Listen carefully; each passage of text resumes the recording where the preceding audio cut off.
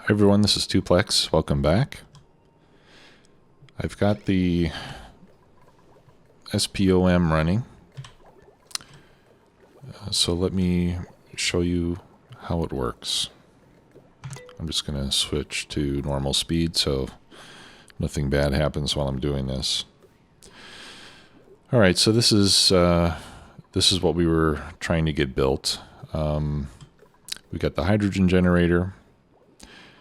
We've got, that's connected to a smart battery, so it only runs when we need to charge in the battery. That goes to a power transformer, which powers all the devices within it. This also, let me turn on the electrical overlay. This also powers, and I can see I kind of made a mistake here. Actually, the power going outside should be connected to the other side of the transformer, shouldn't it? Yeah, I'll have to fix that. So let's deconstruct these two insulated tiles so I can get back in there. And what I want to do is send this wire over here and then delete that wire. Alright, so I'll speed things up again. In any case, probably what's more interesting to see, first of all, is not ventilation, but to see the gas overlay. So we can see that once this started to run, the electrolyzers emitted hydrogen and oxygen. The oxygen collects in the bottom. Eventually, the hydrogen filled in the top. I say eventually because at first there was some carbon dioxide in here, and at the beginning you've got oxygen and hydrogen all mixed together. So what happens when you first start this up is that you've got a mixture of gases coming out of here. Now, if you send anything other than hydrogen to the hydrogen generator, it will cause damage. And you can see it still actually has a little bit of damage because a little bit of oxygen got sent in. So what I do when I first start it is I had a bridge here, so that I bypassed my main storage tank and I just went into this one so that the mixture of gases goes into this tank and did not go to the generator. While I was doing that, I just had a manual generator and a couple batteries up here to power the pumps. And after you've done that for a while, then the gases will clear out of here and you'll eventually settle down to where you just have hydrogen and oxygen. Okay. And then you can maintain that balance by, I have the hydrogen pump that'll activate at 750 grams of pressure. The oxygen pumps will turn on at 450. Okay, so that way you always keep lower pressure on the oxygen than you do on the hydrogen. And that should help to keep the top filled with hydrogen and the bottom with oxygen, so that you just have pure hydrogen coming out. Alright, let's make sure. Okay. Alright, so now that that's done, that's good. And I think what I'll do instead is I'll just put an airlock here. And then I'll sweep out the debris that's inside. Okay, so let me go back to normal speed. Okay, so that's how the gases work. And then if we look at the ventilation overlay, you'll see that the hydrogen comes out of this pump. It goes through this pipe. It goes into the input of my main gas storage tank, which currently has not very much hydrogen in it. And then it connects to this second tank as well. So that way when this tank fills up, it'll go past it and it'll start to fill this second tank. And the second tank, we can send hydrogen to some other part of the base to make power elsewhere. And then the hydrogen comes out of the tank, and then I just have it going in a loop through this chamber before it goes into the hydrogen generator. The reason to do that is eventually the temperature in here will start to increase. The hydrogen will absorb some of the heat. And then once the hydrogen goes into the generator, the hydrogen itself gets destroyed. So this is just kind of a way to absorb some of the heat that builds up here and get rid of it. Okay, that's the only reason for this convoluted piping in here before it gets into the generator. And then down here, the two oxygen pumps join together. And then they come down here where they go through a similar loop. This is radiant gas pipe, because what I want to do is release the heat into this cold biome, right? Because the air around the pipe is close to 0°C, sometimes even a little bit below 0°C. So we can see that when the oxygen comes out, it's at 23°C. Really, when it comes out of the electrolyzer, it's 70°C, but because we're in a cold environment still, by the time it gets to the gas pump, it's already, around 20°C or below, and then it goes through this loop. By the time it comes out of that loop, it's at it's at about 4°C, the temperature of the oxygen. And then I just have a regular pipe coming up here because it's still cold. And then at this point, I go into an insulated gas pipe so that it stays cool on its way. Right, so here you can see that the oxygen inside the pipe is 4.7°C. It'll gradually increase in temperature a little bit as it travels through the pipe, and then it comes all the way over here to somewhere around the center of the main part of the base. And it'll, as long as once the pressure is low enough, it'll come out of this vent. Now this vent can only pressurize up to 2,000 grams.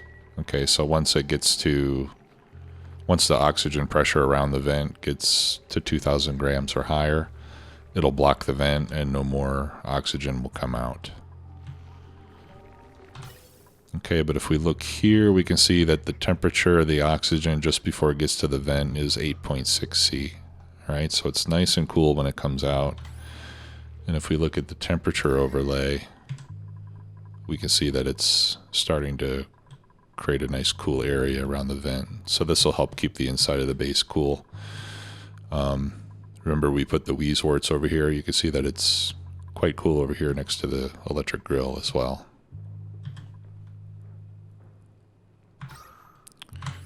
Okay, so this is providing more than enough oxygen for my 7 dupes, and my plan is to go to 8, but this will support up to 10 dupes with this design. The electric overlay is fairly simple. Like I said, we get 800 watts. Actually, I probably don't even, do I really need? Yeah, potential load is 1320 on this circuit. So this is enough to power everything, but there is a possibility that it could draw more than 1,000 watts. And if that's the case, then it would damage some of the wires. So by connecting everything to this transformer, it'll prevent delivering more than 1,000 watts, which will protect the wiring. Okay, so this powers the 3 pumps. It powers the 2 electrolyzers. It also powers this water sieve, which is cleaning the polluted water that we're pumping down there, which I'm getting from over here. Right, so this polluted water is just what existed in this swamp biome, which I have started to clear out. A couple things to note here. The slime will emit, once slime is harvested, it'll emit polluted oxygen. So as I started to clear this area out, I set up a bunch of deodorizers around here to clean the polluted oxygen and prevent it from going into the base. So if we look at the overlay, you can see I have a few little blobs of polluted oxygen floating around in the base, but for the most part, it's quite clean. And then I put 2 storage bins down here in the polluted water, which I filtered to store slime. So any slime that drops on the ground, it'll go down here into these bins. Since they're underwater, they won't release any more polluted oxygen. So this way we can keep the air fairly clean as we clear out the slime. I don't really have a use for the slime. You could use it to grow mushrooms, which maybe we'll do at some point, although I think it might be too warm for me to do that. The mushrooms need carbon dioxide, and slime is a food. Yeah, so I usually don't really do anything with the slime once I collect it. I just try to stick it somewhere where it won't pollute my atmosphere. And we can and I'll continue to dig out all this slime and stuff, and then we'll clean up all the polluted air, and then we won't have to worry about it anymore. And as you can see, we've got lots and lots and lots of polluted water that we can use for that. Now, let's look at the germ overlay. One thing I want to be careful about is I want to make sure that the polluted water is free of germs as much as possible. We can see that we've got a little bit of slime lung germs on some of the stuff in there. Because if we put germy water into the electrolyzers, then the germs will come out there. But we can see that it's pretty clean. Okay, and the electrolyzers need clean water. Okay, so we're pumping the polluted water down here. This cleans it. This will turn polluted water into regular water, but again, it doesn't clean germs. It only takes out the pollution. So you just want to make sure that you're not giving it germ-infested water, which is what we have over here, for example. This is polluted water with a lot of food poisoning germs in it. We don't want that to go in. Now, the slime lung,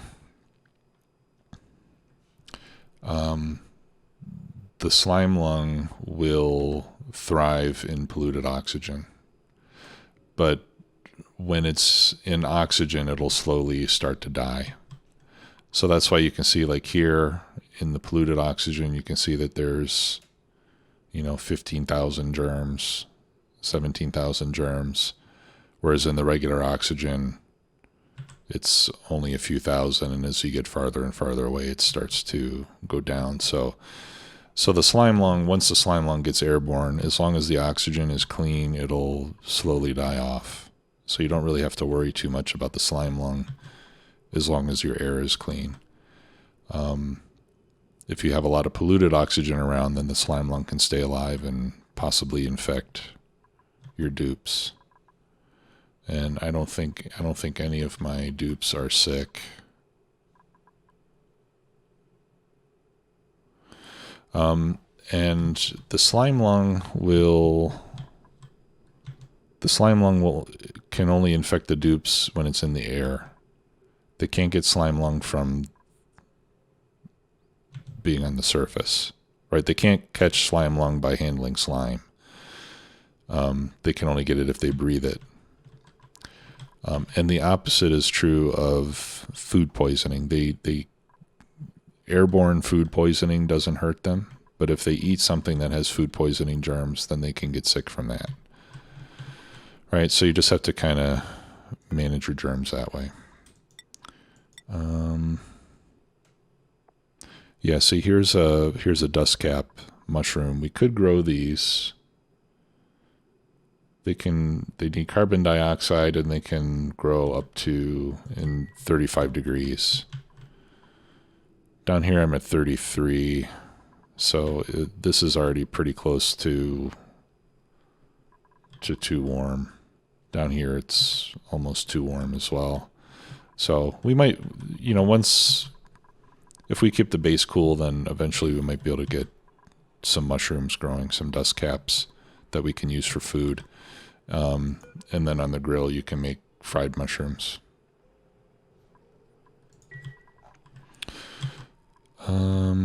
Let's see. So we looked at the electrical overlay. Yeah, that's the plumbing overlay. That's pretty simple. Just run it through a sieve. And then, oh, let's look at the automation so you can see what the automation looks like. So I just have a wire running from the generator to the battery. And then each one of these pumps has an automation wire to the pressure sensor, and that's it. That's all the automation that we need. Now, another thing I'm thinking of doing is connecting an automation wire from this gas reservoir to the generator. Because this setup does produce more hydrogen than it consumes. So eventually this tank is going to fill up, and eventually this tank is going to fill up, unless I'm using it faster than I make it. So one thing that we could do is we could send an automation wire from this reservoir to the generator so that we turn on the generator when this reservoir gets full. That way the generator will continue to run even if the battery's charged. It'll consume any excess hydrogen and prevent the whole system from stopping. So let's do that.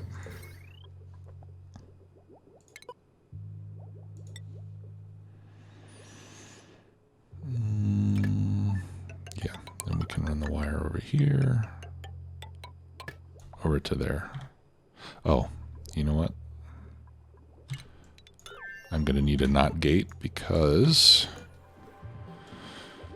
this sends a red signal when it's full,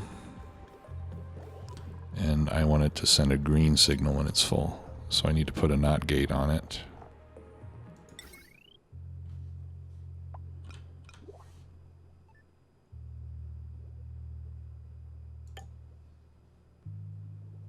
Okay.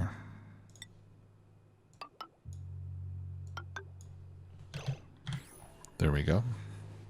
And that's all that we should have to do. And then we can, I don't know, we can have it run until it gets down to 90% or so. And then go back to the smart battery control.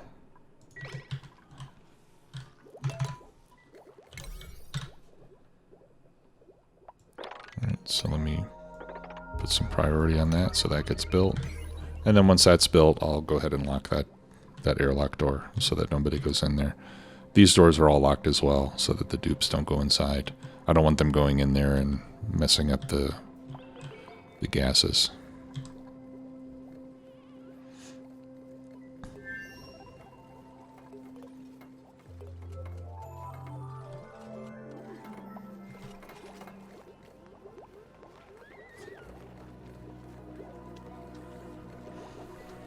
Okay.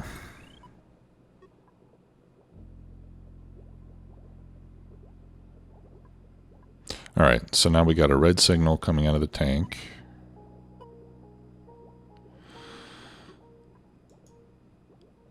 Wait a minute. Low threshold. Send a green signal when reservoir is less than 90% full.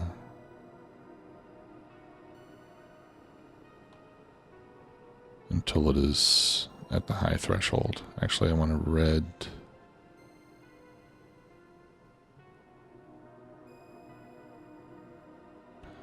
Sends a green signal. And that's going to turn into a red signal.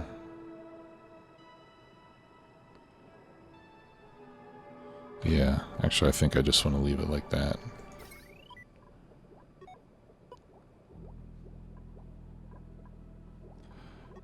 This is going green because this one is green, and that's all in the same segment.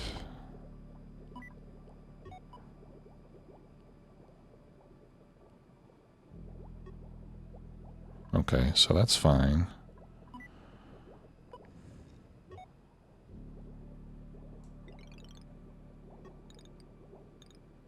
Okay, yeah, so I can set this high.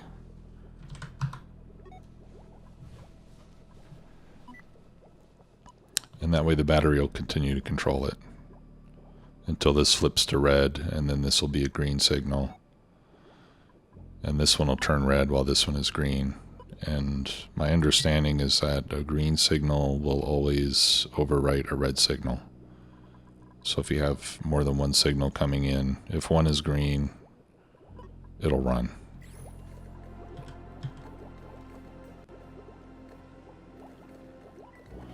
Okay. So that's that. So let's see what we got here.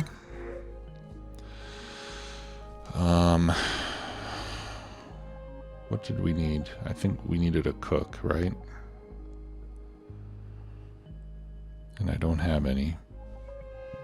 We can get some pakus though, so that we can make some grilled fish. That would be nice to have.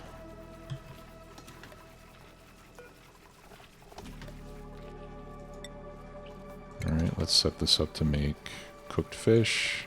We'll set it up to make barbecue and omelets. We could also start to make pickled meal as well. Alright, so I'm going to take the fish. And then I'm going to attack them all. They're going to start to flop around.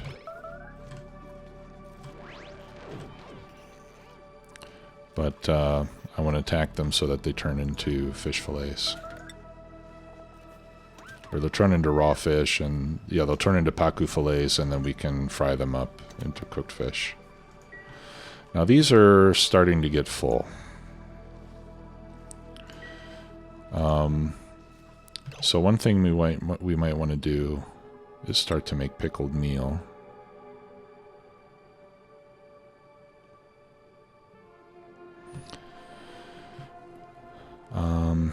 It takes 18 calories, 1800 calories of meal lice, and gives us 1800 calories of pickled meal. Let's see if I can find some meal lice.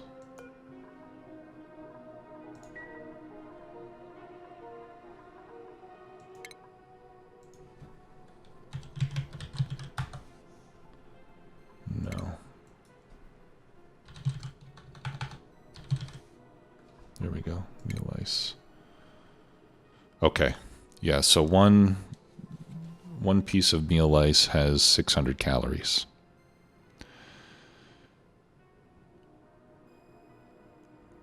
So by converting these into pickled meal, that'll reduce, we'll take 3 of those, we'll take 3 meal lice and convert it to 1 pickled lice, and it'll take up less room in my storage. Okay, so let's do pickled meal. It doesn't improve the quality, it's still grizzly, which has a -1 modifier. Same as nutrient bars and whatever that is, muckroot. Meat, I don't want to eat meat, I want to cook it first. I don't want to eat mushrooms, I want to cook it first. I don't want to eat paku fillets, I want to cook it first.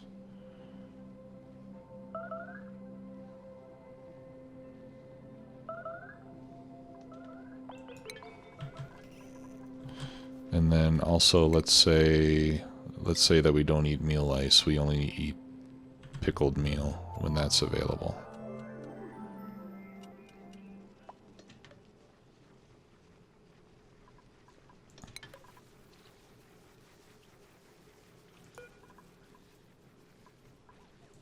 And we'll assign the grill a 6 so that my cook here starts making stuff with it.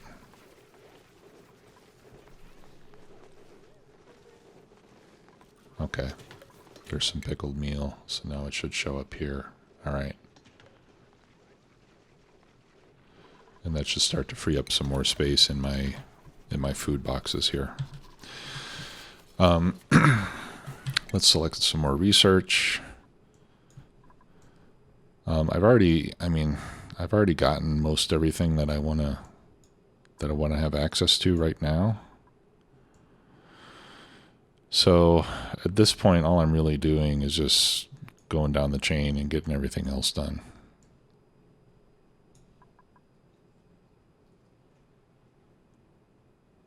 Juicer, gas range, yeah, I don't know.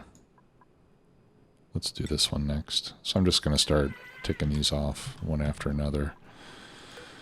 My ranches are doing okay. I'm still using all the eggs though to reproduce because I've only got 2 in here. I've got 8 in here. I wonder why that is. Maybe there was an egg that didn't get picked up, and I've got 6 in there. So let's wrangle one of the guys in here. And then he should hopefully move it to one of these other ones. At least I think that's what'll happen. Yeah, there we go. And we are only feeding sedimentary rock right now. Okay. So I've got guys that are idle. Let's continue clearing out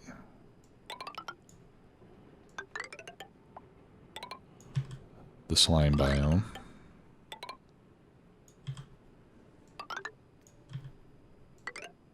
So we can get all this cleared out of here.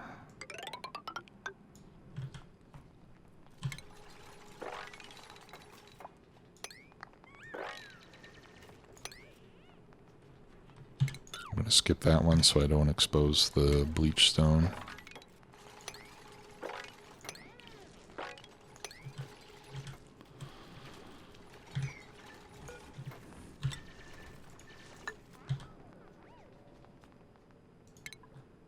Okay, and I'll put another deodorizer there.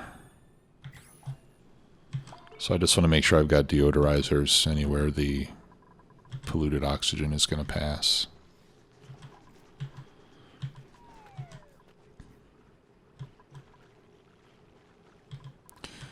All right. And we've got some over here as well, although I don't want this water falling through, so I'm going to have to figure out a way to handle all the polluted water I have elsewhere. Ideally, I would get it over here so that I can continue to consume it with my oxygen maker. So maybe I should start to convert this into a tank.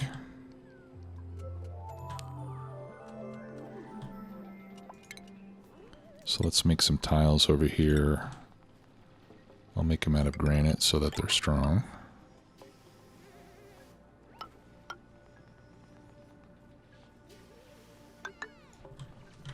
I'll leave the abyssalite. That should be strong enough as a bottom. And then once I get this wall built, we can start to core all this stuff out from inside of it as well.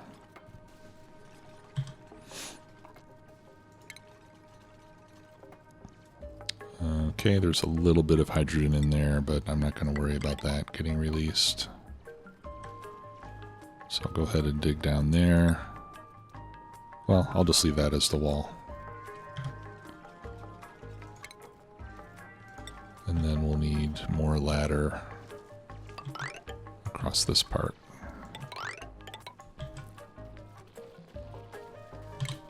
And then we can start to dig all of this out.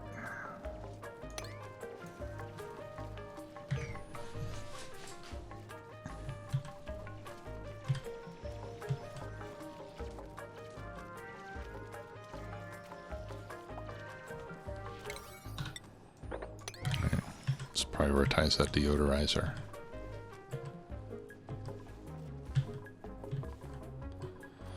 Okay. No, let's not do that yet. Let me turn on the temperature overlay. and then zoom out. So what I'd like to do next, now that we have, I've got food, I've got bedrooms, I got bathrooms, fresh water, I have pretty much everything that I need in here to survive.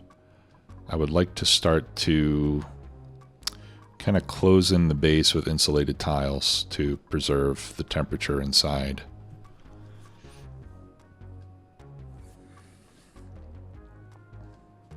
Since we're surrounded by fairly hot areas, with the exception of this part down here. I just have to decide where to enclose it. So I think maybe just down the side here. We'll want to include my polluted water storage.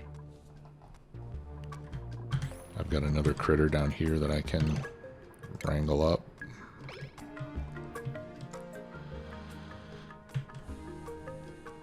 Oh, unless he goes over there. Okay, well let's go ahead and start queuing up some insulated tile. And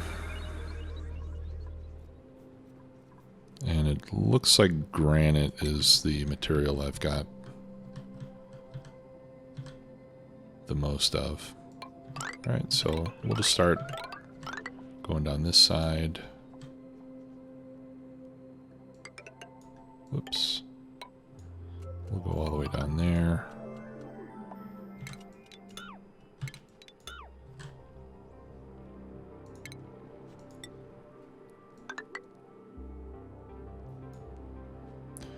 I'll have to break into this hydrogen. I really don't want to break into the chlorine.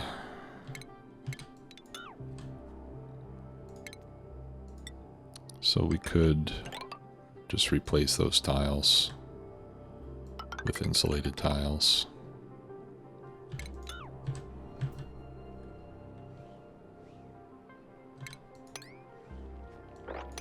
We'll have to dig that up. Alright, so I'm going to get a little bit of hydrogen collecting. The hydrogen will eventually work its way up to the top of the base, and then we can deal with it up there. Alright, so we'll start with this.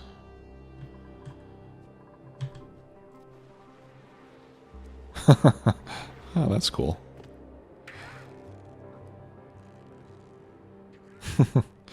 Didn't know it could wrangle through walls. I'll have to wait for somebody to go down there and dig it out. Okay. Artificial friends. I don't know what that is. Sweepy. Does that automatically pick stuff up?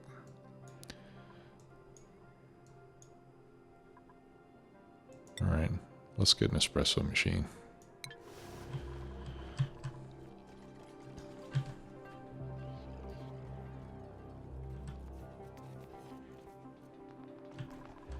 Okay, and then the rest of the polluted water, I'll probably just have to combine it into one or two places and then just pump it over here.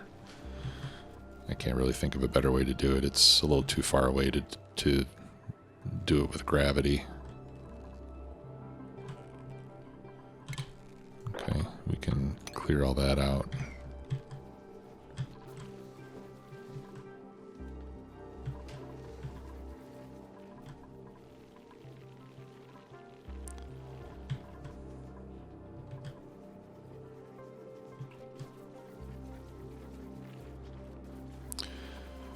My freshwater supply is starting to run a little bit low.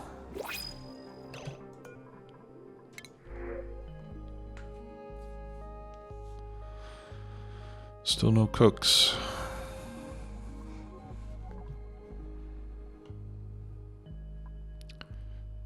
I do have an artist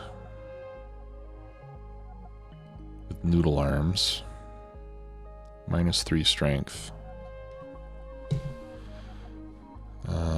That's not terribly good.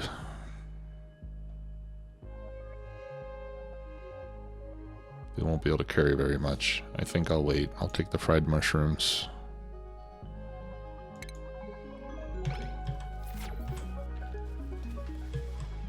Okay, and we can see that the level of the level inside the ration boxes is starting to decrease a bit, which is good.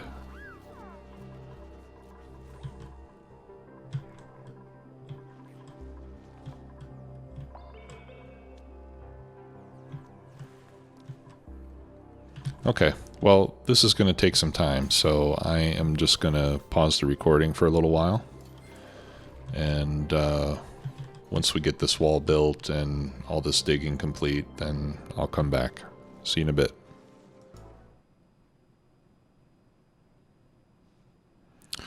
Alright, I'm back. This wall is almost finished. Not quite. It's going to take a while. Insulated tile actually takes a long time to build. So I've expanded it up to the top here. I also put an airlock here so I can get out and get some of these materials. I've got iron ore out here, which is important because I'm almost out of copper. And as far as I know, there is no more copper ore outside of the starting biome. So pretty much everything that needs to be made of metal from now on is going to have to be made of something other than copper.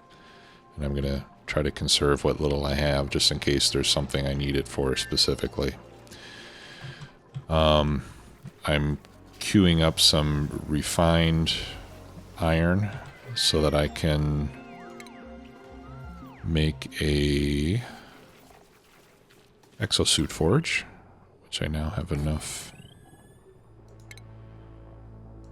Let's see, wire, right? We'll make the wire from iron now so that I can start to make exosuits. Alright, let's see what we got here. A mouth breather and a loud sleeper. Can't do anything with those. I'll take the brine. We'll pick some more research to do. Let's do Renaissance art next. The other thing I noticed is that I made my ranches too small. The ranches need to be... Oh, I need to start making these out of iron as well. Cancel that. Yeah, I made the ranches too small. Maximum size is 96 tiles. And I made these to be only... What was it? 16 wide, when it should be 24 wide. So even though I only have 6 of 7 critters in here, they're overcrowded. That's why I'm not getting eggs. Right in here I have 7, and they're overcrowded, and that's because I made the room too small. So I checked again, and this should be the correct size. So once I get these doors built, then I can take these down and stop the overcrowding. Yeah, we can see some of the hydrogen that got released floating up to the top of the base here. So I'm hoping that it'll work its way out here.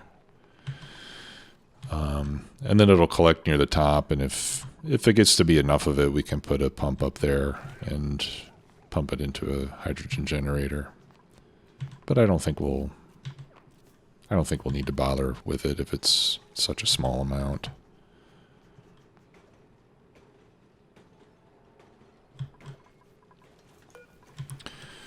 Okay, and I can't make any Atmos suits because I don't have any reed fibers. So I'm going to have to... Actually, I wonder if I have any... Yeah, see, here's some thimbleweed. We need to feed those polluted water, 22 to 37 degrees. I wonder if I have any thimbleweeds. I have 1 thimbleweed seed.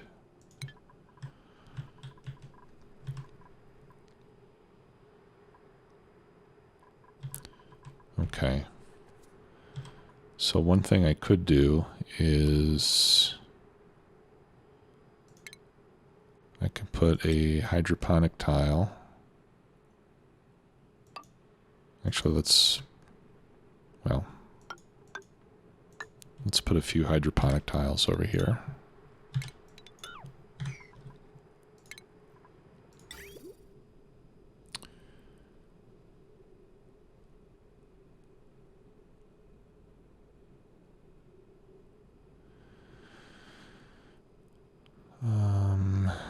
Now this, yeah, that pipe is going nowhere. So we can pump some of our polluted water up into the hydroponic tiles. And we can start to grow some thimbleweed that way.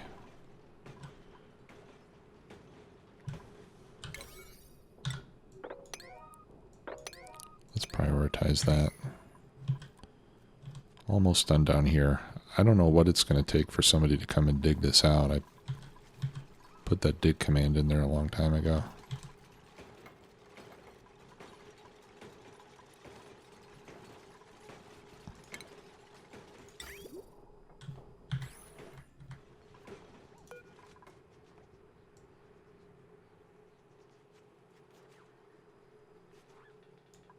There we go.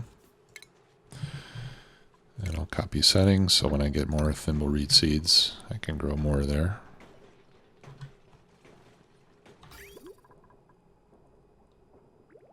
Okay. Yeah, so the polluted water is delivered already.